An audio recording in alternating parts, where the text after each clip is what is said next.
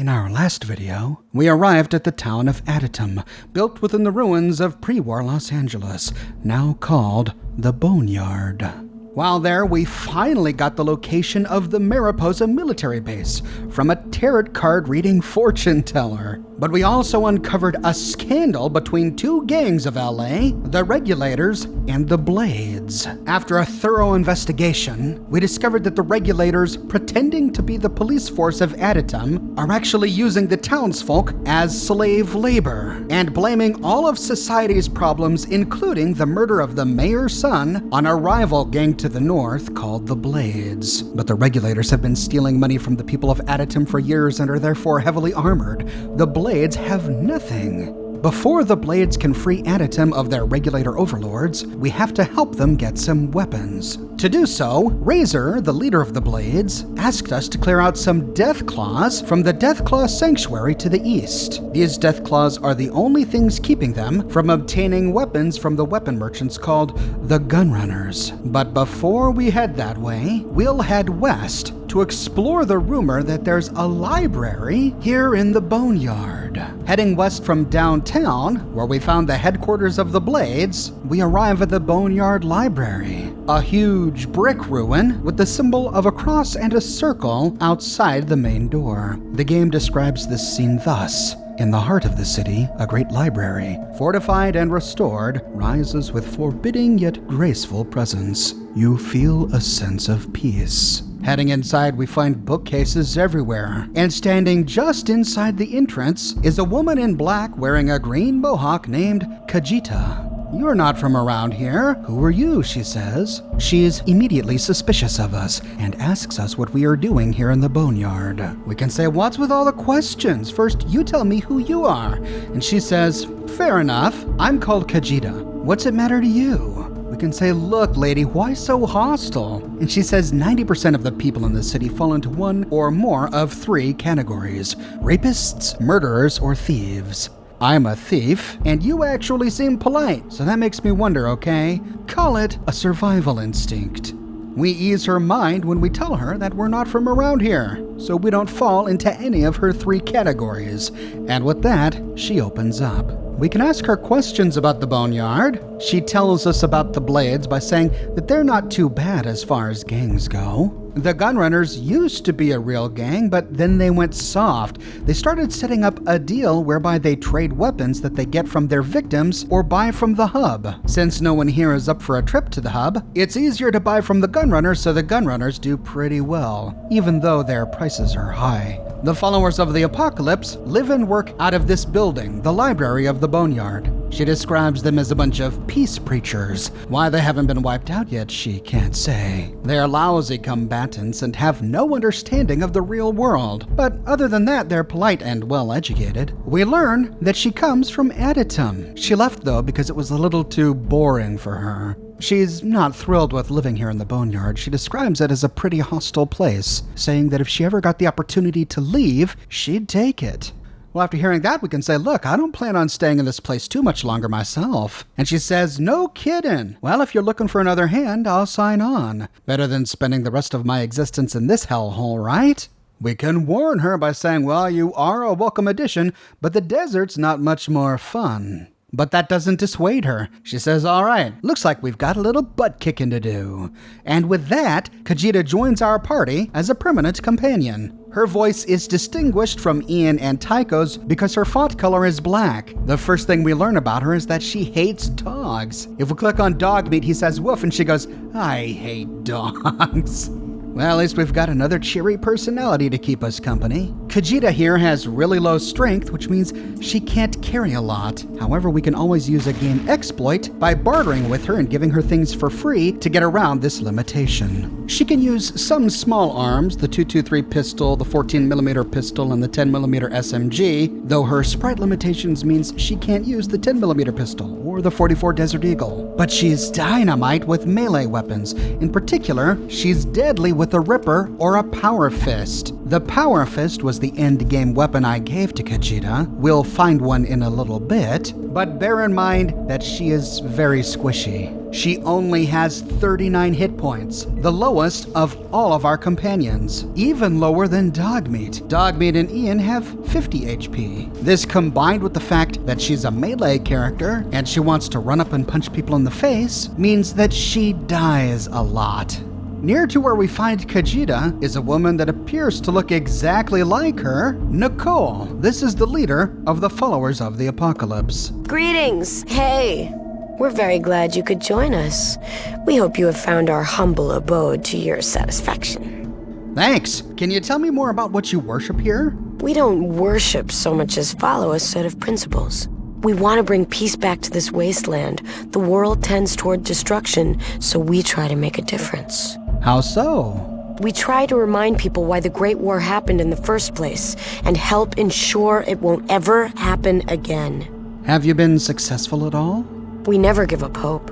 We never will, even though most live by the gun these days. And we are concerned with the children of the cathedral. What about them? They claim to want peace like us, but anyone who disagrees with them just disappears. Their dark god is not what he seems, believe me. What, their god called the Holy Flame? Because that name doesn't sound sinister at all. But don't you think you're being a little bit paranoid? Maybe, but it's what's kept us alive this long. They claim to like peace like us. What do you mean by us? Is this what all of the followers think, or is it just you? We are united. If not, we'll perish. Now forgive me if that irritates you. What else can you tell me about the children of the cathedral? You've probably seen their hospitals around. They preach peace, but there is something very wrong with them. We need to find out what. Do you know who their leader is? Morpheus is the leader of the children of the cathedral. He is evil, and that fact must be exposed. Okay, why do you think he's evil? A number of our spies have seen Nightkin coming in and out of the back room of the children's temple. Something important is back there. Well, say I wanted to destroy them. Would you be able to help me? No, but I know someone who will. Go to the cathedral and find a woman named Laura. Say the phrase Red Rider. We'll create a diversion if we can. All right, thanks. I'll keep that in mind. Our destiny lies before us. Let us hope we are worthy. Nicole, tell me more about the Followers of the Apocalypse. What would you like to know? Where did the followers start? Far to the south, near the Great Glow. The times were hard, but we managed to survive. We realized then the Great War must never happen again. When was it that you founded the Followers of the Apocalypse? After my parents were killed by marauders. It was time the killing stopped. It's our goal to make this land the way it used to be, before the war.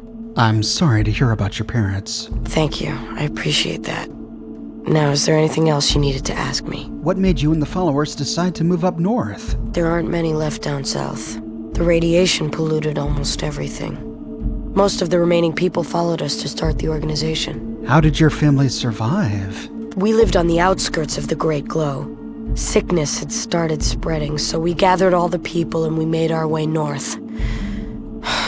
That's when my parents were killed. Why is the area by the glow still so radioactive after all of this time? Well, the rumor is that there was something so important there that the area was saturated with bombs to ensure everything was wiped out. And what she says here coincides with what we've learned from our explorations. The glow conceals the West Tech Research Facility, which for a time was researching the Pan-Immunity Virion Project, a project designed to create a virus that would make Americans immune to Chinese biological weaponry, that if China attacked, one of their first targets would be this research facility. With it out of the picture, there would be nothing standing in the way of their biological weapons. So it looks as if the followers have a beef with the children of the cathedral. Nicole described their leader Morpheus as being an evil man, but she didn't really have any evidence to back this up. All she said was that she saw some Nightkin coming in and out of the building. But what exactly is a Nightkin? We haven't come across them in any of our travels yet. If we move into the first room to the left, we find some children of the cathedral robes on the ground. We should loot at least one of these unless we have one already. I didn't need them because I still have the one I got off of High Priestess Jane. In the corner of this room is an ice chest on the ground,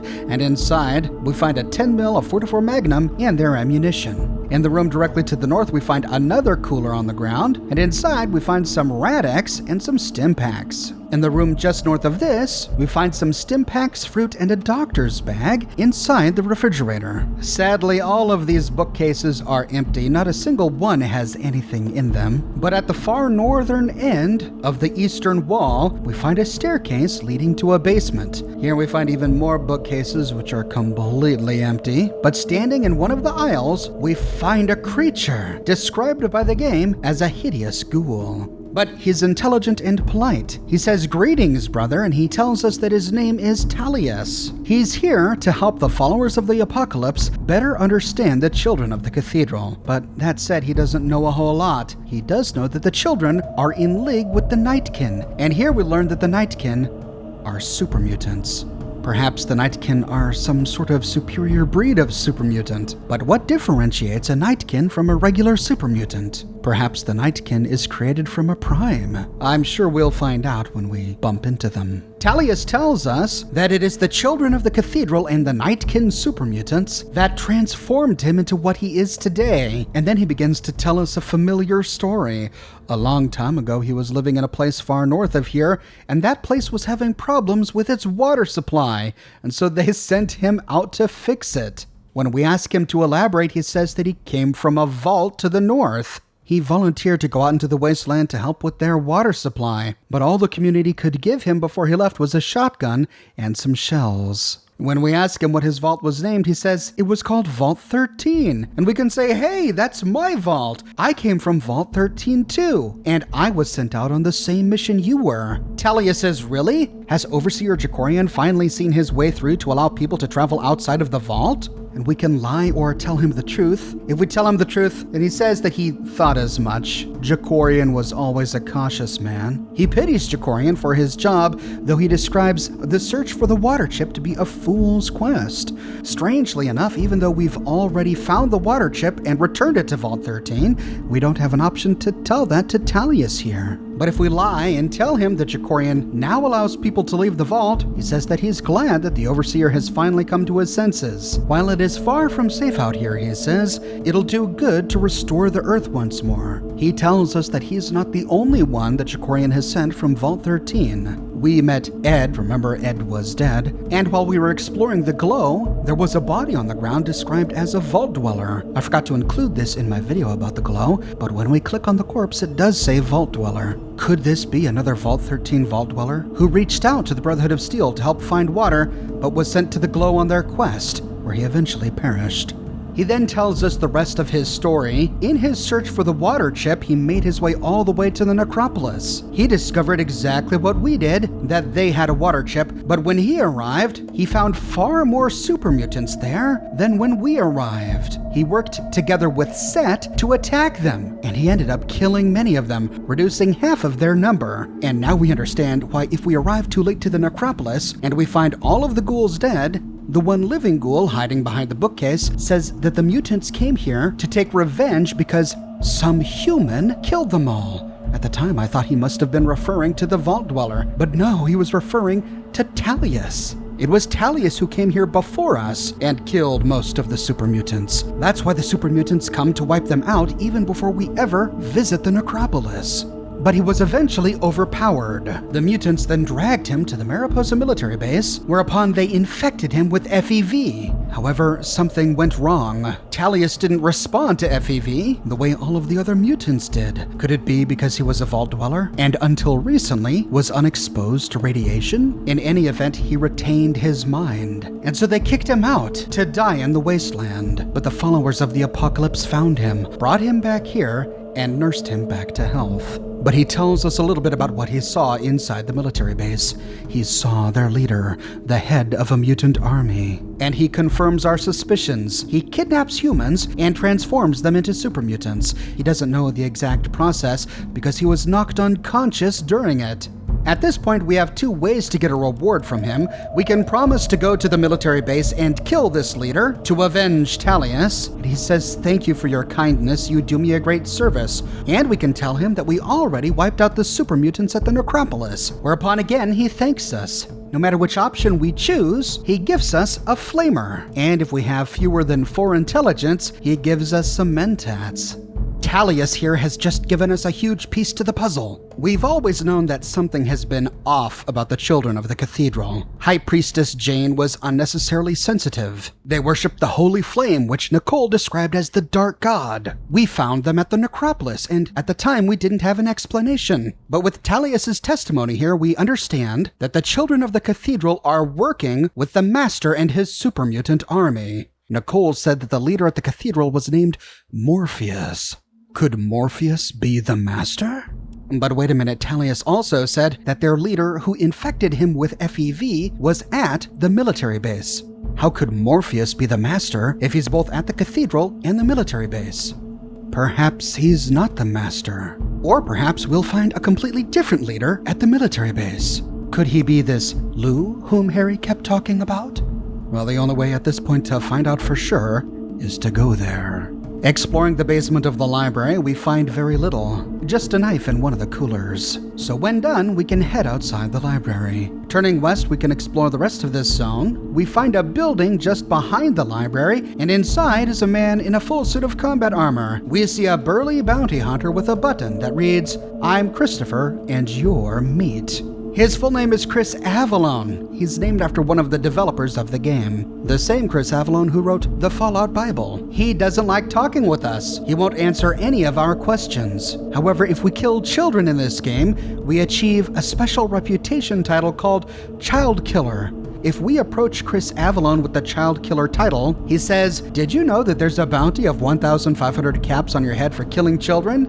It's time to collect." That, however, is not the only way to turn him hostile. During our dialogue, he says, "What do you want?" If we respond by saying, "A donut," he says, "We don't appreciate wise guys here. Buzz off." If we talk to him again, and again say that we want a donut, he says, "That joke wasn't even funny the first time. You're about to discover why I'm one of the most fearsome bounty hunters in the wasteland, and I won't even get paid for it." His thugs are not very tough, but Avalon is pretty difficult. He has the potential to use a burst weapon which could kill our companions. If we kill him, we find both types of 10mm ammunition, both types of 5mm ammunition, throwing knives, which are the favorite of Khajiit, an assault rifle, and some combat armor. Not a bad haul. But even though he's a brusque individual, he does kill child killers. So, for that reason, I'd hate to see him gone from the world, and I reloaded a previous save. From here, we see 2 exit zones, one to the west, which leads back to the world map, and one to the north, which also leads back to the world map. So to continue, we need to head east, through downtown, past the Blades, and into the Deathclaw Playground. As soon as we enter, Khajiit says, "Watch out for Deathclaws." And indeed, we see a Deathclaw immediately to the north. Now, it's been quite some time since we last had to kill a Deathclaw, and it appears that we've grown quite a lot. The party and the Vault Dweller were able to kill this guy without much of a problem. Heading east, we pass a large building to the north. Outside, we find more pre-war signs. This one says Ripper. Perhaps it was a movie advertisement poster. But then the road turns north. Heading north, we find a door that leads inside the building. Exploring the containers, we find most of them empty, though in a desk we find booze and some shotgun shells. And that's all we see for now. But we learn later that in the darkness, I missed something. Heading outside, we find another Deathclaw roaming the streets to the north. And goodness, he is fast. Even though I used my sniper rifle to engage in combat from the other side of the street, he managed to cross the street in one turn. He landed a few good hits, but the crew and I were still able to take him out. We can't go any further north, we can't go any further south. So to continue, we need to cross an exit boundary to the east. On the other side, we see a river of glowing, flowing, toxic ooze. We see a warehouse to the north with a moat of glowing goo around it. In the middle of the river is a small island, and on the island is a corpse. We don't know this person's name, but the game tells us that it looks as if this person died very painfully. But upon examining closely, we see a very familiar blue and yellow color scheme to his clothing. Could this be a third vault dweller sent out by Overseer Jacorian from Vault 13? We never really know, but this yellow and blue clothing item is conspicuous. Moving to the east, we see a bridge guarded by a soldier, but before going that way, we can head northwest. We don't find anything in these buildings, but we see a dismembered torso lying on the bank of the river. And we see what is likely the source of this toxic moat: empty toxic waste barrels. Whatever this factory produced before the war created barrels and barrels of toxic waste, which are still contaminating this land many years later. But we can't travel any further north, so heading west, we can talk to the guard on the bridge. To get by, all we have to do is say that we need to speak with his boss. It's very important. And he says, "Oh, okay. Gabriel will talk to you. Go on." With that, he moves out of the way. Moving north, we see a few guards surrounded by barrels. One says Gabriel is a great boss. The other says, "Hey, you got any Nuka-Cola?" The sign on the outside of the building by the door says Gun Runners. Heading inside, we see 6 armed men and women in metal armor, 3 of whom are guarding 4 lockers in the back of the building. We see 1 man in combat armor and a dwarf in the middle of the room. The dwarf's name is Zach. We can barter with him, or we can say, "Hey, can you give me a discount?" He says, "Well, yeah, Gabriel can give out discounts, but you haven't done anything to earn one, so until then, you pay full price like anyone else." All right, so it looks like we got to talk with Gabriel. Gabriel is the guy in combat armor. Heading over there, we learn that it's not often that the gun runners get visitors.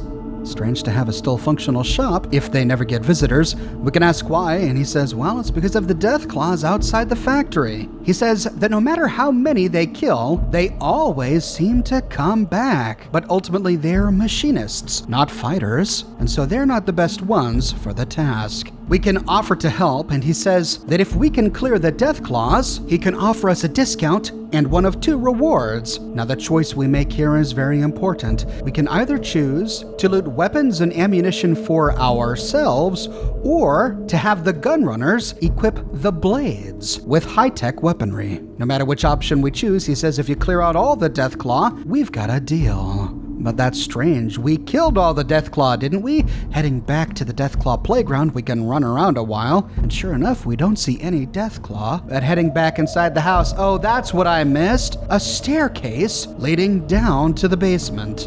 In the basement, we find a Mother Deathclaw. This Mother Deathclaw is the toughest Deathclaw in the game. She has an HP of 320 compared to a typical Deathclaw's 225. She has an armor class of 30 compared to a normal Deathclaw's 10. She's also faster, with 13 action points compared to a regular Deathclaw's 10. And she's physically stronger, dealing 27 melee damage compared to a regular Deathclaw's 19. Because of this, I died multiple times trying to kill the Mother Deathclaw, a battle made even harder when trying to keep my companions alive and when suffering from chem withdrawal. But at last I was successful. But to make sure no more Deathclaw can spawn here, we have to move to the southern part of this basement and destroy each of these Deathclaw eggs. When done, we can leave the basement, head east to the factory, and return to Gabriel of the Gunrunners. We can now tell him that we've killed all of the Deathclaws, even their eggs. And he says, "You've what? You've killed them all?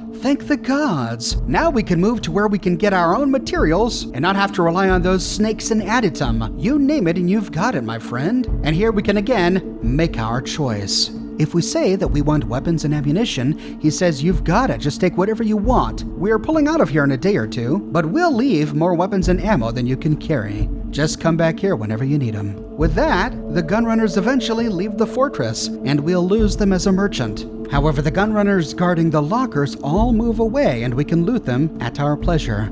In the first locker to the left, we find another plasma rifle, a plasma pistol, and more energy weapon ammunition. In the second locker, we find a rocket launcher with some explosive rockets. In the third locker, we find a power fist and a ripper, both excellent weapons for Khajiit. And in the fourth locker, we find some grenades and stim packs. The gunrunners don't leave just yet, so we can make some money by selling the goods that they gave to us back to them, if we don't want them. The other option is to ask the gunrunners to equip the blades, and he says you've got it. Let your friends know that they've got their weapons. If we choose this option, the gunrunners continue to guard the lockers. We can't loot them, unless of course we kill them. But the gunrunners will stay here, assuming the blades get rid of the regulators, and with the Deathclaw gone, they now have no reason to relocate, so we can continue to use them as merchants. Thankfully, Zach here, the dwarf, has a power fist on his inventory. I went ahead and bought one for Khajiit. On our way back, we find something else that we missed in the Deathclaw Sanctuary. Lying on the sidewalk near to the eastern wall of the building, we find the corpse of a merchant. And on his body are the hydroponic parts that Miles asked us to find. This is the merchant that Samuel told us went missing. With the parts in hand, we can pass through downtown and head south back to Addington. Heading over to Miles, we can hand him the parts. He looks them over and says, yep, these are them, but it looks like Smitty is going to have to do a little work on them. Can you take them over to him? We say yes, and playing the role of a courier, take the parts over to Smitty. He says that he can repair them, but it will take a little bit of time. The screen briefly goes black, and he hands the parts back to us. With the repaired parts in hand, we can return them to Miles, and Miles says that Smitty did a great job. Thanks for the help, and here's some stuff for the trouble. He gives us some caps and some stim packs. He then says, and this is important, that if we ever find our way back here, we should look him up again, and also Smitty. They may be able to help us out with some adjustments to our equipment. So, taking advantage of his offer, we can immediately talk with him again. And he says, hey, it looks like you found some power armor. I've heard of a chemical process that I could use to harden the surface of the armor. However, I'm missing some information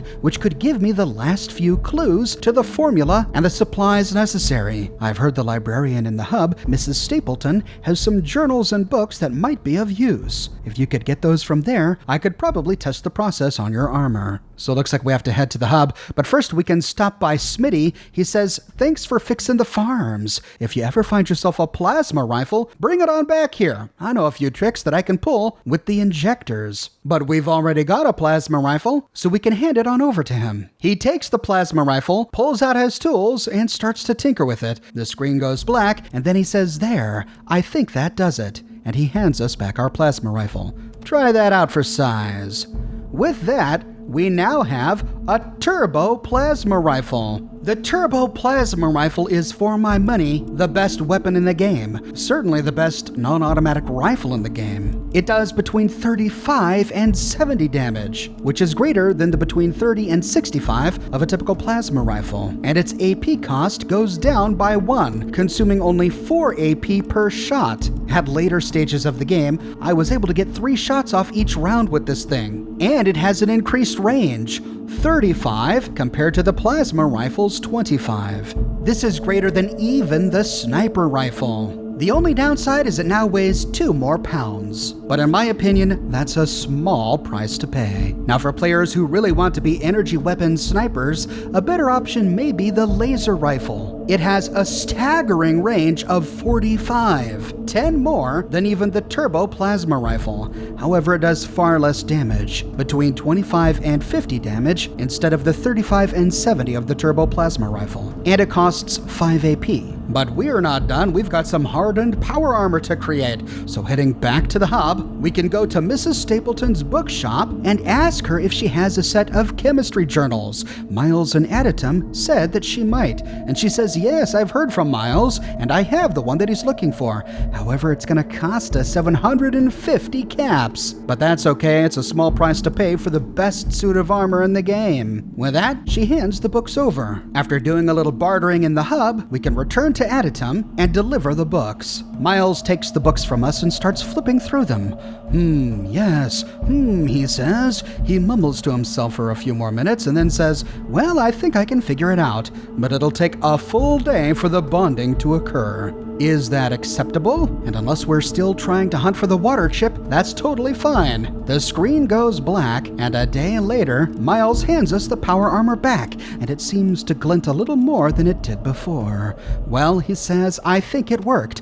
I hope it helps you out. And at last we can equip our brand new suit of hardened power armor. The hardened power armor is superior to the regular power armor in a number of ways. It's worth 15,000 caps compared to the regular power armor's 12,000, and it has a damage rating of 50 compared to the power armor's 40, with a DT of 13 compared to the power armor's 12. And it has significantly improved resistances across the board. It doesn't look any different. It still looks like a T-51B suit of power armor, but that's okay. We're here for function, not form. And I'm just glad I've got this character's endgame armor and weaponry. We still have one task to complete. Heading north, we can leave Adytum and enter downtown Boneyard. From here, we can go back to the Blade's headquarters and check in with Razor. When we meet her, she has already heard from the gunrunners, and her blades have already been equipped with new weaponry. She says, "Thank you for all of your help. We're going to invade Adytum, and we could use someone like you on our side." Here we have a choice. We can let the Blades attack the Regulators by themselves, or we can say, sure, I'd be glad to take the Regulators down. It's better to choose the latter option, because either way, the attack immediately commences on the town of Adytum.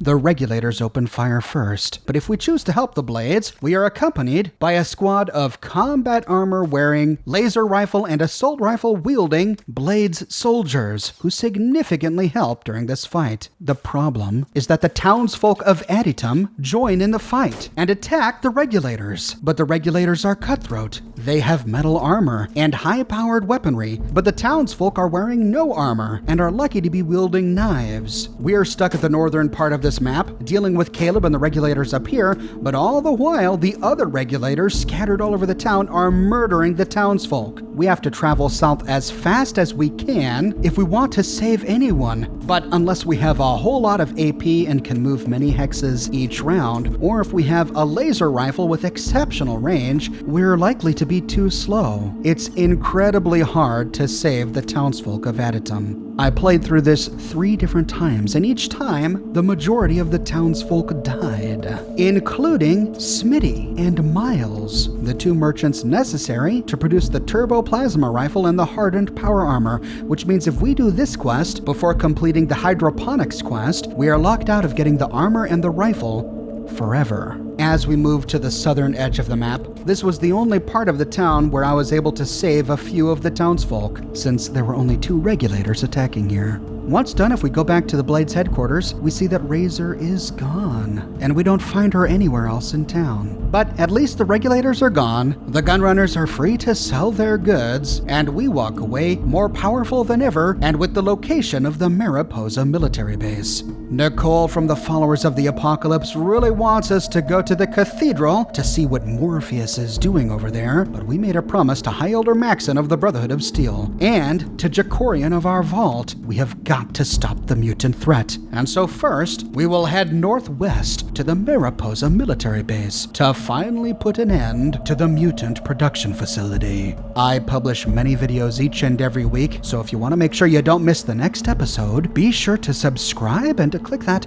bell notification button. I have a shirt shop with completely unique designs that you can't find anywhere else. My designs come in a variety of men's, women's, and children's sizes and in a wide array of colors. They also come on other products as well, like smartphone cases, mugs, pillows, posters, prints, etc. So if interested, you can find a link to my shop in the description below, or you can click here. If you like what I do and you want to support me in a more personal way, consider becoming one of my patrons on Patreon. But more than anything, I'm just so glad you're here watching this video with me today. Thank you so much for watching, and I'll see you soon this week with the next episode, finally, on the Mariposa military base.